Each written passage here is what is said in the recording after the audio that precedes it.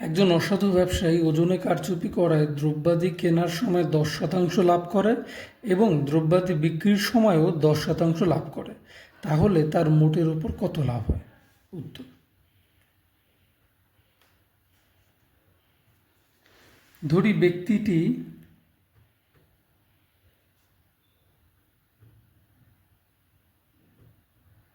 প্রথমে 100 টাকার দ্রব্য ক্রয় করে, 100 টাকায় দ্রব্যাদি ক্রয় করে। অর্থাৎ ব্যক্তিটা আমরা ধরছি 100 টাকা নিয়ে বাজারে যায় দ্রব্য কেনার জন্য। এবার তারপর কি হয়? দ্রব্য কেনার সময় 100 টাকায় 10 টাকা লাভ করে, অর্থাৎ 10% লাভ করে। তার মানে 100 টাকায় সে ব্যক্তিটা কিন্তু 110 টাকার দ্রব্য কিনে নিয়ে আসে। তাহলে সেটাই লিখে ফেলি, দ্রব্যাদি ক্রয় করার সময় 10% লাভ করে। অর্থাৎ 100 টাকা দিয়ে ব্যক্তিটি 100 + 10 বা 110 টাকার দ্রব্যাদি ক্রয় করে। তারপর কি বলেছে? এই দ্রব্য যখন সে বিক্রি করে তখনও আবার 10% লাভ করে। আবার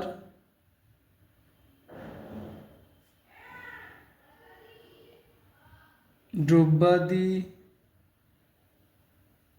বিক্রির সময়ও 10% লাভ করে। তার মানেটা কি দাঁড়াচ্ছে? তার মানেটা হচ্ছে দ্রব্যাদি যদি 100 টাকার দ্রব্য ব্যক্তিটি 110 টাকায় বিক্রি করে, যেহেতু 10% লাভ করে, তার মানে 100 টাকার দ্রব্যাদি ব্যক্তিটি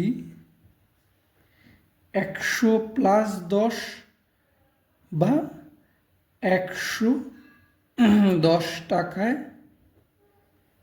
বিক্রি করে। আর আমরা প্রথমেই দেখেছি যে ব্যক্তিটি টোটাল 110 টাকার দ্রব্য ক্রয় করেছিল।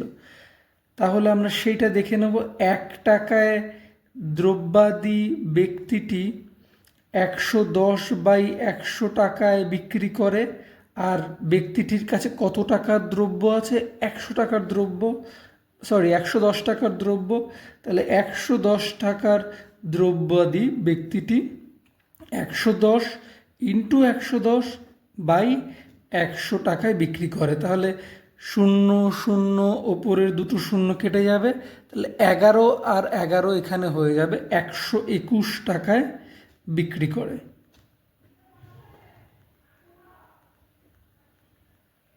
তাহলে আগে প্রথমে ব্যক্তিটি 100 টাকায় দ্রব্য কিনেছিল আর ব্যক্তিটি বিক্রি করছে 121 টাকায় দ্রব্য। তার মানে টোটাল লাভ হয় 121 - 100 টাকা, মানে হচ্ছে 21 টাকা। সুতরাং শতকরা লাভ 21 টাকা লাভ হয়। কত টাকার ওপর? 100 টাকা, মানে প্রাথমিক দাম ছিল 100 টাকা, ইন্টু শতকরা যেহেতু বলেছে তাহলে ইন্টু 100, এত পার্সেন্ট = 21%। এভাবেও কিন্তু পার্সেন্টেজে অ্যান্সার বের করা যায়।